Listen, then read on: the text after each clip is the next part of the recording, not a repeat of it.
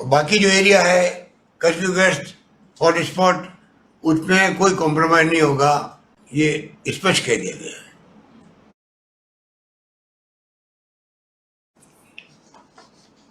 सबसे पहले तो जो आज भारत सरकार ने गाइडलाइन दी है कि जो लोग कैंपों में रह रहे हैं मजदूर, राज्य के बाहर के भी राज्य के अंदर के भी, तो उनको गाइडलाइन दी है कि हम जो राज्य के अंदर है उनको उनके गांव पहुंचाने की छूट मिली है। वो तो एक अच्छा कदम है, तो मुख्य प्रॉब्लम उससे हल नहीं होने वाली राजस्थान की। दो बातें, एक तो जो बाहर के मजदूर हैं वो भी डिप्रेशन में आ रहे हैं, तंग आ गए हैं लंबे अरसे से बैठे रहने से, और जब अगर राज्य के अंदर के मजदूर छूट मिल गई, सब टेस्ट हो गए, कोई प्रॉब्लम नहीं उनको, और टेस्ट और हो जाएंगे भेजने के पहले, तो यही छूट मिलनी चाहिए बाकी राज्यों के लिए भी। और ये प्रॉब्लम अन्य राज्यों में बहुत कम है, प्रॉब्लम है बहुत कम है। राजस्थान एकमात्र राज्य है जहाँ पर सबसे बड़ी प्रॉब्लम ये है, क्योंकि राजस्थान ही एकमात्र राज्य देश के अंदर है जिसके प्रवासी मजदूरों के अलावा भी पूरे देश के विभिन्न राज्यों में रहते हैं। नॉर्थ ईस्ट हो, चाहे आसाम हो, बंगाल हो, मैंने कल भी कहा, तमिलनाडु, मध्य प्रदेश, कर्नाटका, केरला, तेलंगाना। और जो खबरें वहाँ से आ रही है, छोटे व्यापारी हैं, दुकानदार, दुकान में नौकरी करते हैं, दुकान के मालिक हैं, वो कोई बहुत अमीर दुकानदार नहीं है, वो सब एक बार घर जाना चाहते हैं। और उनके दिल में एक भावना पैदा हो गई कि हमें एक बार घर जाना है, अपने गांव में जाना है, गांव वालों से मिलना है, अपने परिवार वालों से मिलना है, नाते रिश्तेदारों से मिलना है। इस रूप में उनके दिल में एक भावना पैदा हो गई, एक बार तो जाने जाना है।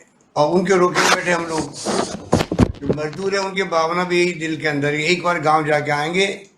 और मेरा मानना है भारत सरकार पता नहीं क्यों नहीं इस बात को स्वीकार कर रही है। मैं फिर प्रधानमंत्री जी को एक पत्र लिख रहा हूँ इसी बारे में, सिर्फ इसी बारे में, कि राजस्थान की समस्या अलग तरह की समस्या है, और उनको चाहिए कि राजस्थान की समस्या को राजस्थान के हिसाब से सोच के निर्णय करें। और उसके कारण से माहौल खराब हो रहा है। जो हमने व्यवस्था करी थी अधिकारियों के साथ में संपर्क करने की, तो रात और दिन इतना टेलीफोन आया कोई सोच नहीं सकता।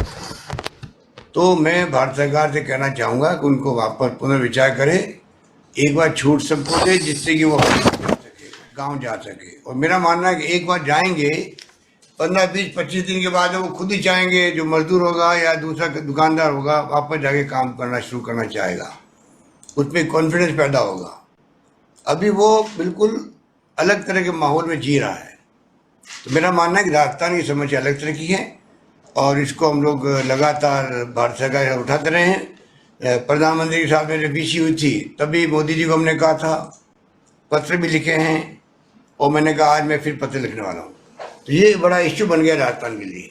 कोटा से जो बच्चे गए हैं उनके लिए मैं कहना चाहूँगा भारत सरकार को चाहिए कि खाली हम लोगों ने, चीफ सेक्रेटरी ने कोऑर्डिनेट किया होम सेक्रेटरी से भारत सरकार के, क्योंकि उन बच्चों की स्थिति वो 16 से 22 साल के बीच के बच्चे हैं, उनकी स्थिति ऐसी बनती जा रही थी। खाली यूपी ने अभी आगे बढ़ करके वो अपने बच्चों को ले गए हैं, और राज्यों को चाहिए कि वो भी इस बात को जिस प्रकार यूपी ने किया उसी ढंग से उनको आगे आना चाहिए। वरना छात्रों में भावना आ गई था, एक स्टेट के बच्चे चले गए, बाकी हम लोग रह गए यहाँ पर। और यही भावना राजस्थान में जो मजदूर बाहर के हैं उनके दिलों के अंदर भी है। दूसरा, जो कल से जो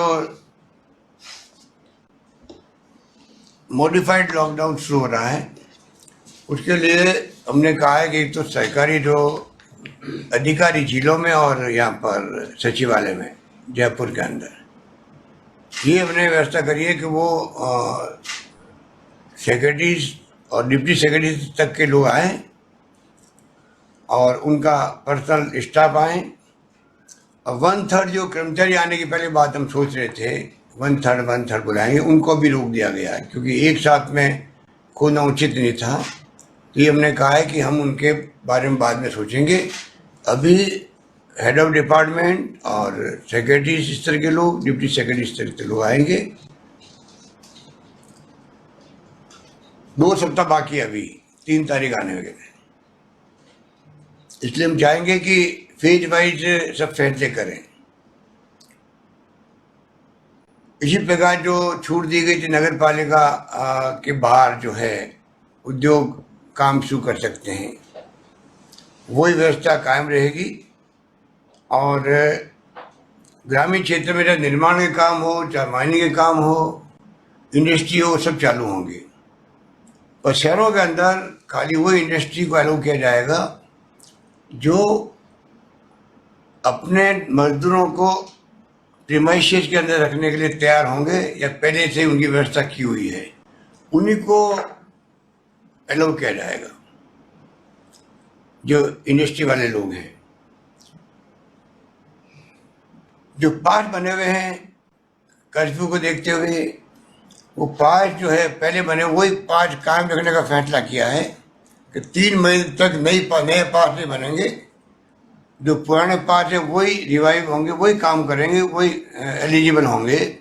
अब जो नया पास बनाएंगे उनके लिए ऑनलाइन ई पास की व्यवस्था की गई है। अब जो नए पास बनेंगे वो बनेंगे ई पास बनेंगे, कंप्यूटर से बनेंगे, घर बैठे हुए बनेंगे नए पास। पुराने पास जिनके पास है उनको नए पास बनाने की जरूरत नहीं, नया ई पास बनाने की जरूरत नहीं उनको, ये तय किया गया है। बाकी 15 अप्रैल को जो गाइडलाइन निकाली है होम मिनिस्ट्री ने, मैं समझता हूँ कि उससे सब बातें सतही क्लियर हो गई कि लॉकडाउन, सबसे बड़ी बात मैं कहना चाहूँगा कि जो लॉकडाउन है ये कन्फ्यूजन नहीं होना चाहिए कि लॉकडाउन उसको कोई लूज किया गया है। लॉकडाउन जो आज है या कल था वही लॉकडाउन कल से रहेगा, आगे 3 तारीख से रहेगा। इसमें किसी को भ्रम नहीं होना चाहिए। इस भ्रम के आधार पर वो इधर फिरने लग गए तो उनको तकलीफ आ जाएगी, केस दर्द हो जाएंगे, कार्रवाई होगी। लॉकडाउन आज है वही कल है, 3 तारीख तक वही रहेगा, एक्सेप्ट जो एक्टिविटी छूट दी गई है उसको छोड़ करके। ये मैं चाहूँगा आप सबसे, आप सब इसको जनता में इसको एक स्पष्ट करें। उस चक्कर में ऐसा नहीं कल सुबह से लोग बाहर निकलने लग जाए।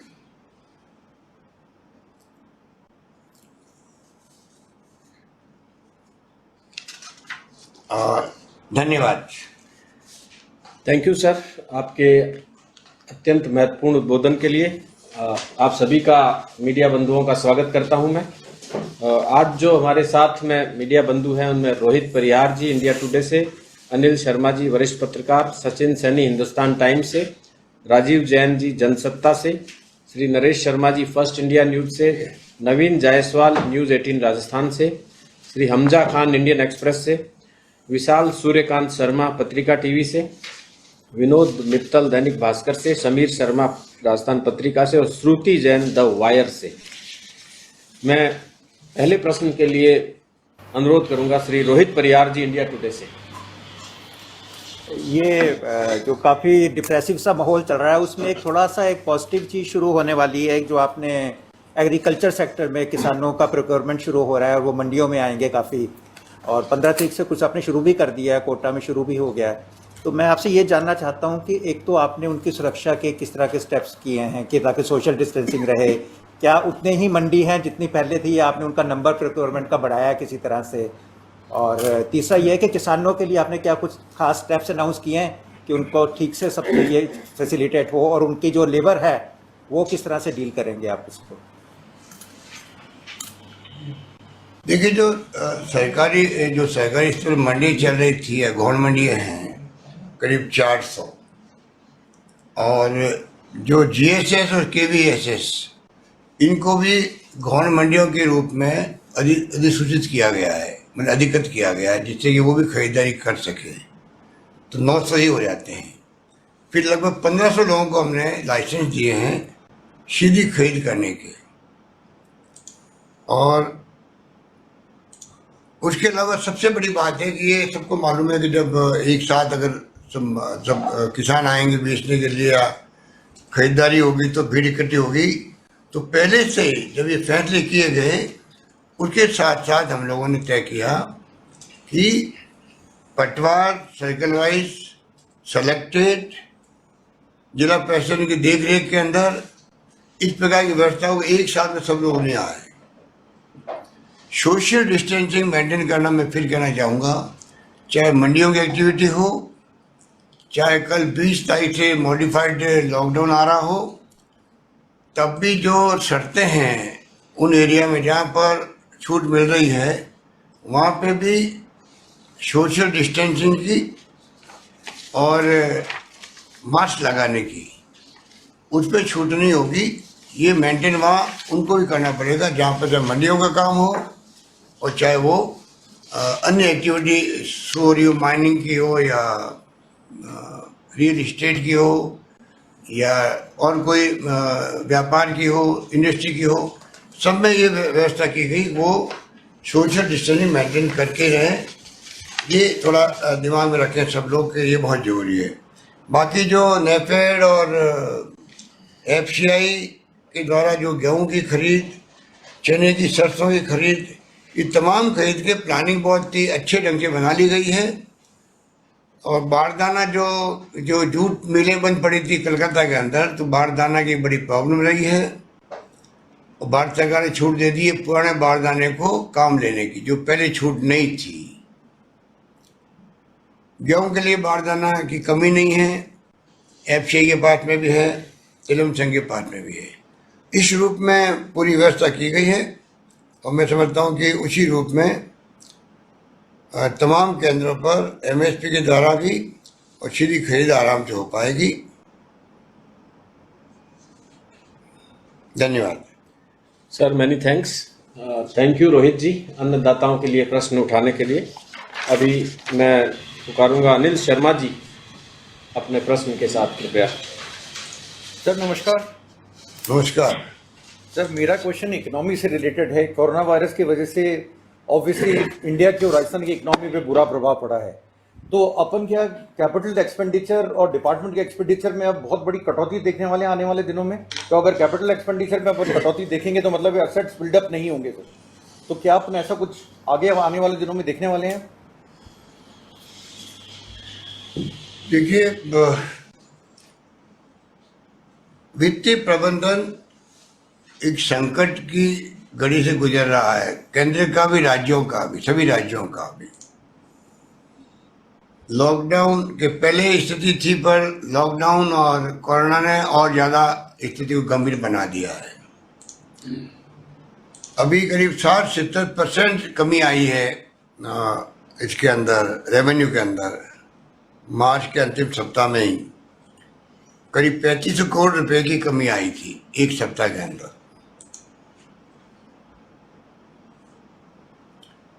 और आर्थिक मंदी के कारण आप समझ लीजिए राज्य में वार्षिक जो राजस्व में मिलना था उसमें 18,000 करोड़ रुपए की कमी आई है, पूरे साल की है वो। तो उसमें 3,500 की कमी लॉकडाउन के कारण है।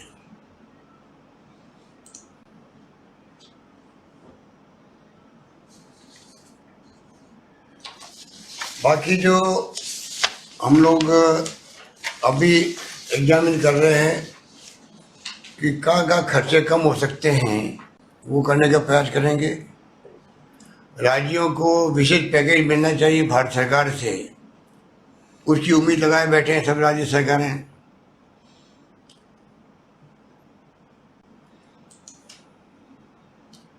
और हमारी ये भी सोच है कि खर्चे हेल्थ सेक्टर में कम नहीं करें, क्योंकि कोरोना जो एक बार आया है तो ये किस रूप में चलेगा और कहाँ तक चलेगा, ये तमाम बातें फ्यूचर की है।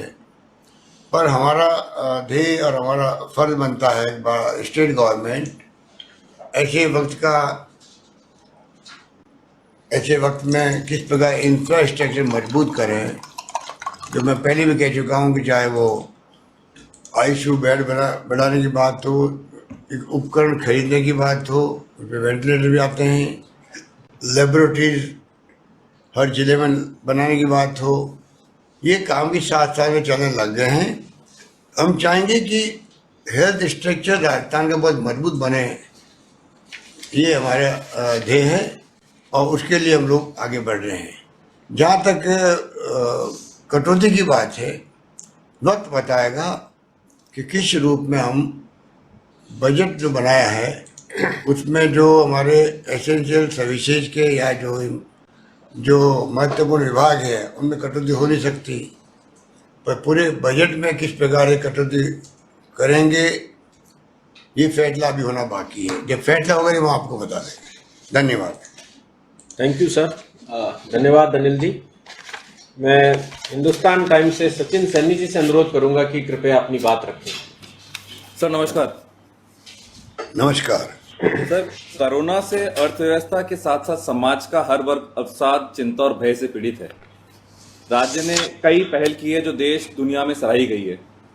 क्या उसी तरह से इस मनोवैज्ञानिक त्रासदी से निजात के लिए सरकार कोई पहल करने का विचार रखती है?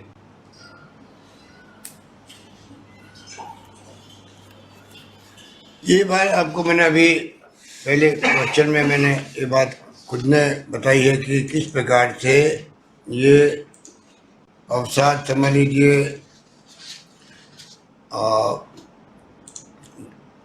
डिस्टर्बेंस समझ लीजिए, इस प्रकार से मानसिक रूप से एक भावना आ गई लोगों के दिल के अंदर। एक बार हमें अपने गांव जाना है, वो चाहे वो किसी राज्य का मजदूर हो, चाहे वो ये राजस्थान के बारे में मैंने कहा आपको कि वहाँ हमारे हजारों लाखों लोग आज दक्षिण के अंदर छोटी छोटी दुकान चला रहे हैं, दुकानों के ऊपर नौकरी भी कर रहे हैं, छोटे बड़े बिजनेस कर रहे हैं। तो मजदूरों के अलावा भी राजस्थानी भरे पड़े हैं पूरे देश के अंदर। उनकी चिंता बहुत भयंकर हम लोगों को है। इसलिए हमने कहा कि एक बार भारत सरकार को इसमें छूट देनी चाहिए और जिससे कि एक बार सब अपने घरों में जाएं और उसके बाद में जब लॉकडाउन पूरी तरह खुलेगा तो वहाँ पर वो खुद ही स्वतः ही चाहेंगे कि हम जाएं, अपना काम धंधा शुरू करें। एक कॉन्फिडेंस बिल्ड होगा। अभी कॉन्फिडेंस उनका बहुत डिस्टर्ब हो गया है। ऐसे ही खबरें आ रही है हमारे पास में, इसीलिए हमने प्रयास किया था कि उन तक बात पहुँचाएँ, अधिकारियों से संपर्क करने की। पर उनकी सबकी मांग है कि और तो सब ठीक कर लेंगे हम लोग, खाने पीने का जो भी है, कहीं कम है, कहीं ज़्यादा है, कहीं अच्छा है, कहीं अच्छा नहीं है, मान लीजिए लोकल फूड नहीं मिलता होगा, व्यवस्था करवा रहे हैं हम लोग। हमारे अधिकारी लोग लगे हुए हैं वहाँ के सरकारों के अधिकारियों के साथ बात करने के लिए। उसमें ज़्यादा दिक्कत नहीं, ज़्यादा दिक्कत है अधिकारी की मांगे हमें तो आप बुलाओ, राजस्थान के हमारे गाँव तक भिजवाओ, ये व्यवस्था करो। और ये व्यवस्था बिना भारत सरकार के अनुमति के संभव नहीं है कि राज्यों से होकर आना पड़ेगा उनको। तो ये स्थिति बनी हुई है, उस पर हम लोग चिंतित हैं। राजस्थान सरकार की टॉप प्रायोरिटी यही है, राजस्थान के लोग कैसे आराम से यहाँ पहुँच जाएं, अपने गांव तक पहुँच जाएं। राजस्थान की दूसरी प्रायोरिटी ये भी है, कोई भूखा नहीं सोना चाहिए, उस पर हम लोग लगे हुए हैं। बाकी मेंटेनेंस आप देख लीजिए जो करवा रहे हैं हम लोग, जो भी संभव है। धन्यवाद। शुक्रिया सर। धन्यवाद सचिन जी। राजीव जैन जी जनसत्ता से मैं आपसे अनुरोध करूंगा कि सर के समक्ष अपना प्रश्न रखें। नमस्कार सर।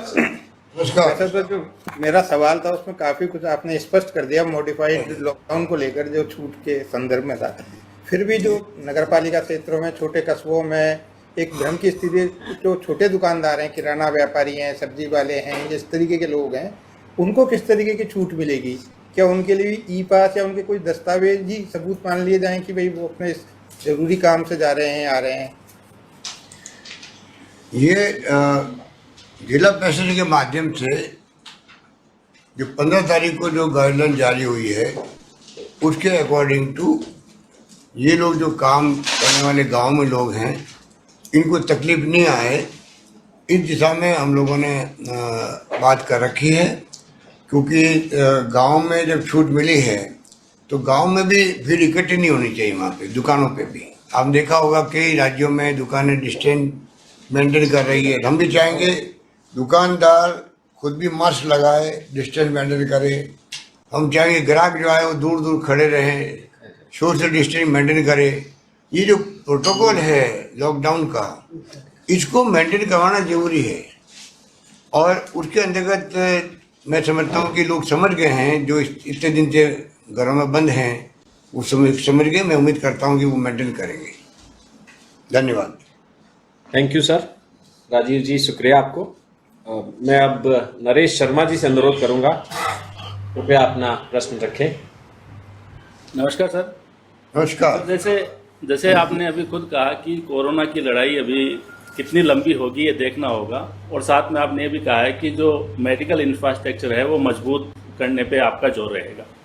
लेकिन अभी हम देखें तो जो जयपुर का एसएमएस अस्पताल है वो ही कोविड-19 के लिए डेडिकेटेड अस्पताल है, लेकिन राजस्थान में मरीजों की संख्या देखें तो काफ़ी बहुत ज़्यादा है, और इस अस्पताल से अगर आगे की बात करें तो इतनी व्यवस्था होनी मुश्किल है।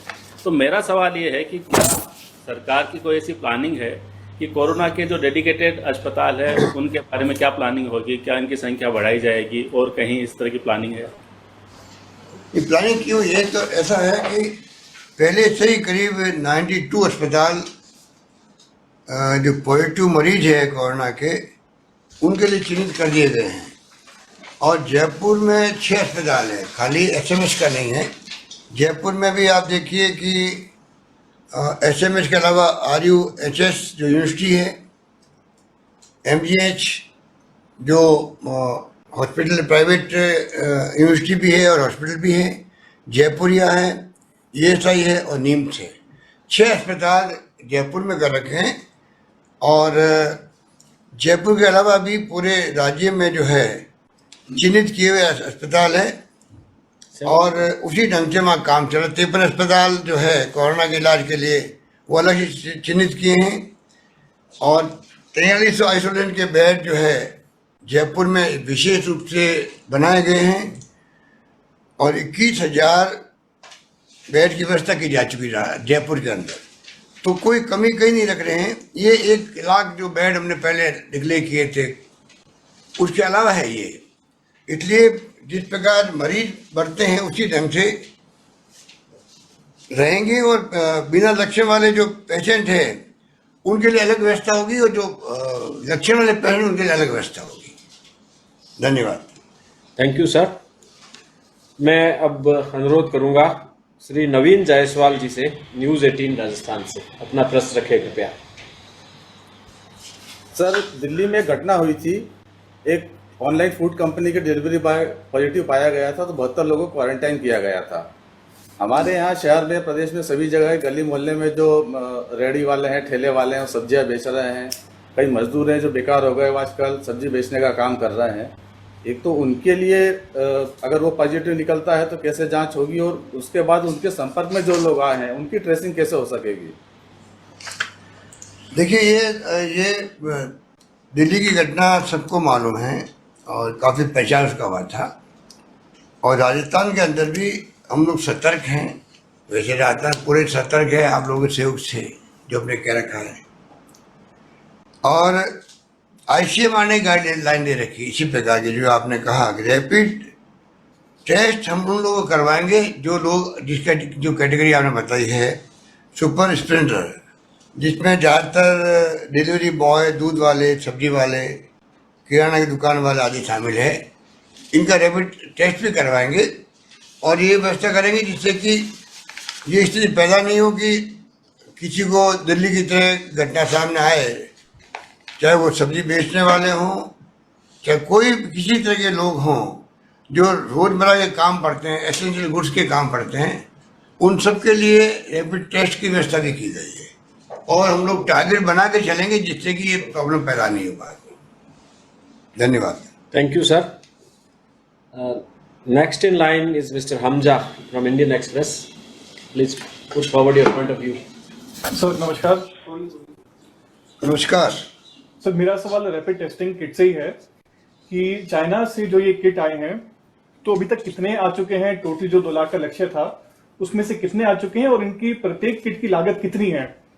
और इसी में ये था कि इनका, जैसे आपने बताया कि जो ये सब्जी वाले हैं, फेरी वाले हैं, इनको भी इसमें इसके दायरे में लिया जाएगा। इसके अलावा इनका अलॉटमेंट या इनका इस्तेमाल जो किट का है, इनका किस तरह से इस्तेमाल किया जाएगा? और इससे दूसरा सवाल था कि जैसे कुछ देशों में, जैसे कि साउथ कोरिया में, किन्हीं मामलों में वायरस का रिएक्टिवेशन देखने को मिला है कि किसी को डिक्लेयर कर दिया है कोरोना वायरस फ्री, लेकिन उसमें कुछ सप्ताह बाद जो है दोबारा से उसमें वायरस आया है। मेरे ख्याल से राजस्थान में ऐसा कोई केस नहीं हुआ है, लेकिन इस तरह का यहाँ पे कुछ डायरेक्शन देने का कुछ है, इस तरह का इरादा? देखिए, अभी तक आपने ठीक कहा कि वायरस पुनः सक्रिय हुआ, ऐसा कोई प्रकरण राजस्थान में भी नहीं हुआ है और अच्छा नहीं हुआ आगे भविष्य के अंदर भी। कुछ देशों से ऐसी खबरें आती रहती है, हम लोग ध्यान रखेंगे और ये सुनिश्चित करेंगे वो लक्षण में दिखाई दे तो प्रायोरिटी में ऐसे केस को देखें जिससे कि और ज़्यादा प्रॉब्लम पैदा नहीं हो। और बाकी जो आपने कहा किट्स के बारे में, मैं समझता हूँ कि ऐसे कोई मामले आए नहीं अभी, और जब कभी कोई ऐसी बात होती है तो मैं समझता हूँ लोग खुद इतने जागरूक हो गए आजकल तो कि वो खुद आगे बता देते हैं कि सिम्टम्स हैं। इतना प्रचार आपने भी किया है, सरकार ने भी किया, मैं समझता हूँ कि लोग समझ गए अब, और ऐसा कोई उदाहरण आएगा तो मालूम पड़ जाएगा, क्योंकि जब फैला था वुहान के अंदर तब लोग समझ नहीं पाए थे, और अब तो पूरा विश्व समझ गया है। और मैं समझता हूँ कि उसी ढंग से कोई बात आएगी तो हम पहले ध्यान रखेंगे। वैसे मैं बताऊँ, इसको कीमत आपने पूछी, कीमत तो अभी करीब सब टैक्स वैक्स मिलाकर के करीब 600 रुपये पड़ती है इसकी, रैपिड टेस्ट वाले की, और अब ज़्यादा और कम होती जा रही है। पहले आप जब लेते हो कोई खरीदते हैं तो आप जानते हो मार्केट में अभी कंपटीशन चल रहा है। अब उम्मीद करते हैं कि 610 रुपये के आसपास जो कीमत आई थी और कम हो जाएगी। और जो हॉट स्पॉट बने हुए हैं वहाँ पे पूरी तरह हम लोग ध्यान रखेंगे कि किस प्रकार हॉट स्पॉट पे एरिया में कंटेनमेंट जोन बना रखा है। कोरोना पॉजिटिव से कंटेंट जो हिस्ट्री वाले लोग हैं, जो पहले ड्रिल बनी हुई है तो कि एक व्यक्ति अगर पॉजिटिव आता है तो पूरी उसकी हिस्ट्री ली जाती है, कहाँ वहाँ वो गए, किससे मिले, तो बाकायदा वो ड्रिल पूरी की जाती है। और ड्रिल को मेंटेन सरकार कर रही, तभी राजस्थान में काफ़ी हद तक हमने देखा है कि मरीज आए हैं तो प्रारंभिक अवस्था में उनका टेस्ट हो गए हैं। आज जो अधिकांश मरीज आप भर्ती हैं तो आप सोच लीजिएगा कि वेंटिलेटर किसी के नहीं लगा है, वेंटिलेटर नहीं लगना बड़ी बात है। और 3 मरीज आईसीयू में खाली है, 964 मरीज राजस्थान के अंदर सामान्य वार्डों के अंदर है। इसीलिए सरकार का जो स्वास्थ्य मंत्रालय, सरकार ने जो जागरूकता दिखाई, उसके कारण से समय रहते हुए सबके टेस्ट भी हो रहे हैं, समय रहते हुए उनके लिए व्यवस्था हो रही, इलाज हो रहा है, संभव आइसोलेशन में रखा जाता है, सब कुछ किया गया। इसलिए आज देखिए कि 3 लोग सिर्फ आईसीयू में, 3 लोग। और तो और हमने करीब 4000 जो है जो टेस्ट हुए उनको हमने बाहर भेजा, दिल्ली भेजा है जल्दी उसकी रिपोर्ट मंगाने के लिए। ये मेरे ख्याल से देश में पहला राज्य राजस्थान है जिसने ये कदम उठाया कि हमारे यहाँ पेंडिंग नहीं रहे कोई, क्योंकि कैपेसिटी बहुत बढ़ाई हम लोगों ने। उसके बावजूद भी आप देखते हो कि जो बड़ी संख्या में टेस्ट करने का जो हमने तय किया है, इसीलिए आज देश में सबसे ज़्यादा टेस्ट कहीं हो रहे राजस्थान में हो रहे हैं। महाराष्ट्र भी अब तो पीछे छूट गया है। तो आप सोच सकते हो कि जो इतना बढ़ाया है तो वो कैपेसिटी बढ़ने के बावजूद भी इतने टेस्ट हो रहे हैं पूरे प्रदेश के अंदर कि वो समय पर रिजल्ट नहीं आ सकता उनका। तो 4000 सैंपल हमने भेजे हैं, आज सुबह ही दिल्ली भेजे हैं, कल शाम दूसरी रिपोर्ट आ जाएगी। हम चाहेंगे कि पेंडेंटली कुछ नहीं रहे, जिससे और ज़्यादा सुविधा हो सके इलाज करने के लिए। धन्यवाद। Thank you sir. मैं अगले प्रश्न के लिए विशाल सूर्यकांत शर्मा जी पत्रिका टीवी से अनुरोध करूंगा। नमस्कार सर। नमस्कार। सर पहला तो ये कि जो एन वक्त पे क्या फैसले हो रहे हैं, जिस रूप में अचानक सब चीजें एकदम सामने आ रही हैं और पूरा देश इतना बड़ा है, अभी लॉकडाउन को लेकर भी अवेयरनेस लगातार चल रही है और ऐसे में मॉडिफाई लॉकडाउन और उसकी जानकारी भी अभी तुरंत आ रही है, चाहे केंद्र सरकार की ओर से, राज्य सरकार की ओर से। तो क्या आपको नहीं लगता कि ये सिस्टम थोड़ा सा और पहले होना चाहिए था? दूसरा सवाल मैं करना चाहता हूं, अगर आप इजाजत दें, कि 25 अप्रैल से रमजान है, 26 अप्रैल है वो अक्षय तृतीया है। ये दोनों महत्वपूर्ण तारीखें हैं। राजस्थान के संदर्भ में अक्षय तृतीया का अपना अलग महत्व है और रमजान का तो है ही। तो किस रूप में आप उसको अंडरलाइन करना चाहेंगे इन दोनों चीजों के और लॉकडाउन को? इसमें नहीं था, ये नया प्रश्न। देखिए,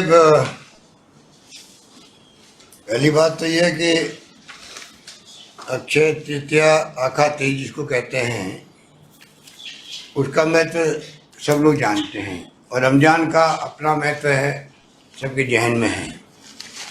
हमने जब शुरुआत करी थी इस कोरोना की दूरी को लड़ने के लिए, तब हमने पहला काम ये किया, राजस्थान के तमाम धर्म गुरुओं को बुलाया, हम लोगों ने तमाम पॉलिटिकल पार्टी के नेताओं को बुलाया, रिटायर्ड डॉक्टरों की एक्सपर्टाइज का अनुभव लिया, एक्टिविस्ट को बुलाया गया।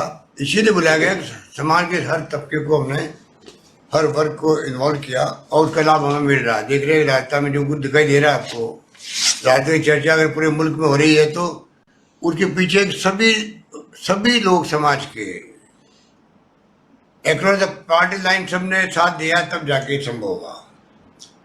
और धर्म गुरुओं ने पूरा साथ दिया। हमने कहा आप इबादत है, पूजा पाठ सब अंदर करें, पुजारी लोग करें, पब्लिक के लिए आप आह्वान करें कि वो पब्लिक दर्शन अपने घर बैठ के करें। आजकल तो कई सुविधाएं हैं और वही मैं समझता हूँ कि तरीका हमारे सामने आज भी है कि किस रूप में वो पूजा पाठ घर पे करें, अच्छे तरीके घर पे मनाएं। और रमजान में ज़्यादा ही लोग इकट्ठे होने की परंपरा है, वो इकट्ठे नहीं हो। ये धर्म गुरुओं की मैं समझता हूँ जिम्मेदारी बढ़ जाती है। हम लोग भी उनसे संपर्क कर रहे हैं और उनको रिक्वेस्ट भी करेंगे पुनः सभी धर्म के लोगों को कि कोई त्यौहार आए। अभी भी जो त्यौहार गए थे, आपने देखा था, जनता ने खुद ने सहयोग दिया। कोई मेले थे, धार्मिक मेले थे, धार्मिक आयोजन थे, तो कोई भीड़ इकट्ठी नहीं हुई। मुझे यकीन है कि जब जिंदगी दाव पे लगी हुई हो, जीवन खतरे में हो और बीमारी भी कोई मामूली नहीं हो, फैलने वाली हो, छूत की बीमारी हो, ये महामारी छूत की बीमारी से भयंकर बीमारी है, तो उस पर तो खुद को आगे आगे सोचना पड़ेगा कि मैं अपनी ज़िंदगी खुद की दाव पे लगाऊं, मेरे परिवार वाले दुखी हों, मेरे मोहल्ले वाले या समाज वाले सब तकलीफ पाए, वो क्यों पाए। तो उनको खुद को आगे आके फैसले करने पड़ेंगे, मेरा मानना है। और मुझे उम्मीद है कि लोग समझ भी गए हैं और उसी रूप में फैसले लोग करेंगे और उम्मीद है कि ये त्यौहार भी ढंग से निकल जाएंगे। Thank you sir. Vishal ji बहुत धन्यवाद। मैं अब दैनिक भास्कर से विनोद जी से अनुरोध करूंगा कि अपना प्रश्न रखें। सर नमस्ते। नमस्कार सर, मेरा सवाल है कि कल से मॉडिफाइड लॉकडाउन प्रदेश में लागू हो रहा है, तो इसको लेकर सरकार ने क्या तैयारी की है और लोगों को डर है कि सीमित मात्रा में ही सही कुछ आवाजाही शुरू होगी तो संक्रमण की आशंका रहेगी। इससे निपटने के लिए सरकार के पास क्या इंतजाम है? सरकार के इंतजाम जो अभी तक चल रहे हैं लॉकडाउन को मेंटेन करवाने के, वो बाकायदा चलते जाएंगे। और जो छूट दी गई है, अगर आप 15 तारीख का जो सर्कुलर निकला जो है, एडवाइजरी निकली है, वो देखेंगे आप, तो सीमित मात्रा में उनको छूट दी गई है व्यापार शुरू करने की, या उद्यमी है तो उद्योग शुरू करने की, पर सब शर्तों के साथ दी गई है। और भारत सरकार ने भी यही कहा है कि जो शर्तें मानेंगे उन्हीं का कंटिन्यू होगा, वरना विड्रॉ करना पड़ेगा। तो मुझे लगता है कि तमाम लोगों के जीवन में ये बात है कि संक्रमण इतना भयंकर है कि कोई उसको तोड़ना नहीं चाहेगा। पब्लिक का सहयोग अभी तक मिल रहा है। मुझे उम्मीद है कल भी जो शुरुआत होगी, तो ये उम्मीद नहीं करनी चाहिए कि कल सुबह से ही सब लोग निकलने लग जाएंगे और पता नहीं क्या हो जाएगा। तो फिर तो जो अभी तक जो तपस्या करी है घरों में बैठ के लोगों ने, उस पर पानी फिर जाएगा। इसलिए पूरे समाज की जिम्मेवारी बनती है वो खुद सेल्फ डिसिप्लिन में रहें, जो लॉकडाउन में जो प्रोटोकॉल है उसको निभाएं, और ये मौका नहीं आने दें कि पुलिस को कार्रवाई करनी पड़े। ये मैं उम्मीद करता हूँ कि उसी रूप में ये माहौल कल बनेगा और गांव के अंदर आराम से कुछ काम शुरू होंगे, कुछ छोटे बड़े उद्यमी अपना काम करने की कोशिश करेंगे। हमने कहा जो श्रमिक रहेंगे प्रीमाइसी में तो ही उनको अलाउ किया जाएगा, उसके अपने मायने होते हैं। और बाहर से लाएंगे एक बार तो एक बार लेके आ जाओ, फिर उनको ही रखना पड़ेगा 3 तारीख तक। ये प्रोटोकॉल मैं समझता हूँ सबके ध्यान में आ गया है और हम लोग उसको मेंटेन करवा देंगे, मुझे यकीन है। और बाकी जो एरिया है कर्फ्यूग्रस्त हॉट स्पॉट, उसमें कोई कॉम्प्रोमाइज नहीं होगा, ये स्पष्ट कह दिया गया है। धन्यवाद। Thank you sir. मैं अब समीर शर्मा जी राजस्थान पत्रिका से अनुरोध करूंगा कि अपना प्रश्न करें। नमस्कार सर। नमस्कार। कोरोना संकट और लॉकडाउन से केंद्र सरकार ने माना है कि 10 करोड़ लोग नए गरीबी रेखा के नीचे चले जाएंगे। तो सर क्या राजस्थान सरकार ने भी इस तरीके का कोई आकलन किया हुआ है कि कितने बेरोजगार हो जाएंगे और कितने गरीबी रेखा के नीचे नए आ जाएंगे लोग बाग? देखिए ये तो क्या है कि सभी अभी तो एस्टिमेट होते हैं, सारे एस्टिमेट होते हैं। और एस्टिमेट हमने जो कमेटी बनाई है मिस्टर अरविंद मायराम की अध्यक्षता में, जो खुद फाइनेंशियली एक्सपर्ट हैं, वित्त सचिव रहे हैं, वो जितने भी इकोनॉमिस्ट हैं देश के या एक्सपर्ट हैं उन सबसे सलाह ले रहे हैं। और उसके बाद में हम देखेंगे कि किस प्रकार के आंकड़े आए हैं। आपने देखा होगा कि प्रारंभ से ही जिस प्रकार की व्यवस्था की हमने उन लोगों के लिए जो पहले से बीपीएल के लोग हैं, चाहे मजदूर थे बीपीएल या अंत्योदय योजना वाले, उन सबको जो हमने पैकेज दिया, निसहाय लोग जो असहाय लोग हैं उनको पैकेज 2,500 रुपये दिया है हम लोगों ने उनको, तो एक कंफर्टेबल टाइम निकल गया उनका भी। इस प्रकार से बाकी छूट हमने को देने का प्रयास किया है, क्योंकि फाइनेंशियल स्थिति केंद्र पैकेज घोषित करे जल्दी, ये उम्मीद हम लोग कर रहे हैं बार बार। पैकेज काम आएगा केंद्र सरकार के राज्यों के अंदर, उसके आधार पर हम लोग और क्या व्यवस्था कर सकते हैं छोटे व्यापारी की या छोटे जो काम धंधे करते हैं अपने खुद के, जिससे कि वो गरीबी रेखा के नीचे नहीं आए। जो बाहर निकल गए हैं सरकार सुनिश्चित करने का प्रयास करेगी कि जो बीपीएल से ईपीएल बन गए थे वो वापस बीपीएल में नहीं आए। पर क्योंकि इतना बड़ा झटका लगा है इकोनॉमिक रूप से, आर्थिक रूप से, इसलिए जो समय बताएगा कि केंद्र सरकार क्या स्टेप उठाती है वो निर्भर उसके ऊपर करेगा।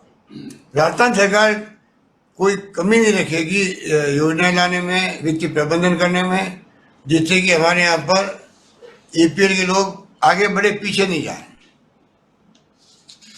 Thank you sir. मैं अब आखिरी प्रश्न के लिए श्रुति जैन द वायर से अनुरोध करूंगा कि कृपया अपना प्रश्न रखें। सर मेरा क्वेश्चन है, 2 क्वेश्चन है। फर्स्ट जो क्वेश्चन है उसमें है कि केंद्र की गाइडलाइंस मार्च में ही आ गई थी जिसमें कहा गया था कि प्रोक्योरमेंट को बाहर रखा जाएगा लॉकडाउन के एग्जेम्पशन से, पर जो राजस्थान का पोर्टल है सहकारिता विभाग का प्रोक्योरमेंट पोर्टल, वो अभी तक सस्पेंडेड है। आज तक उसकी सर्विसेज सस्पेंडेड है, जिसकी वजह से जो मंडियां खुल रही हैं उसमें जो किसान खरीद रहे हैं वो एमएसपी की दरों से बहुत नीचे खरीद हो रही है उनकी। तो वो मैं जानना चाह रही थी क्यों नहीं हो रहा है। एंड दूसरा सवाल है कि अगेन होम सेक्रेटरी जी की गाइडलाइंस थी जिसमें कहा गया था कि लॉकडाउन से जो लेबोरेटरीज हैं जिनका कलेक्शन सेंटर से जो सैंपल कलेक्शन सेंटर से लेबोरेटरीज तक जाता है उसको एग्जेम्प्ट किया जाएगा, बट ऐसा नहीं हो रहा है राजस्थान में, जिसकी वजह से जैसलमेर बाड़मेर के जो किसान हैं जीरा खेती करने वाले वो एक्सपोर्ट करते हैं अपना जीरा, तो वो टेस्टिंग नहीं हो पा रही है जिसकी वजह से एक्सपोर्ट कंपनीज उनका जीरा नहीं खरीद पा रहे हैं। तो वो मैं जानना चाह रही थी कि सेंटर की गाइडलाइंस क्यों नहीं फॉलो हो रही है राजस्थान में। देखिए सेंटर की गाइडलाइन सभी मामलों में फॉलो होती है। ये जो 6 मार्च से कोटा संभाग में और 18 मार्च से अन्य संभागों में जो समर्थन मूल्य पर पंजीकरण शुरू किया था, पर क्योंकि अचानक ही लॉकडाउन हुआ और उसके कारण से उस पंजीकरण को स्थगित करना पड़ा। करीब 2,71,000 किसानों ने पंजीयन करवाया भी है राजस्थान के अंदर। और कोटा में तो अब जो ये है 16 तारीख से ही सरसों की और चने की खरीद भी शुरू हो चुकी है और 1 मई से पूरे राज्य में सरसों और चने की समर्थन मूल्य पर खरीद प्रारंभ हो जाएगी। इसके अलावा लेबोरेटरी की बात आपने करी, वो बड़े इम्पोर्टेंट पॉइंट है। कल से लेबोरेटरी शुरू हो रही है सब जगह और कृषि की संबंधित सब तमाम गतिविधियाँ जो है उसकी अनुमति दे दी गई है। कल से जो प्रॉब्लम आई थी वो मैं समझता हूँ कि कल से जो हल होने शुरू हो जाएगी। कुछ प्रॉब्लम आई थी, इसमें कोई दोहराई नहीं है। अब मैं समझता हूँ कि अब कोई दिक्कत नहीं आएगी, बहुत स्मूथली यहाँ पर MSP के माध्यम से खरीदारी होगी और मुझे उम्मीद है कि किसान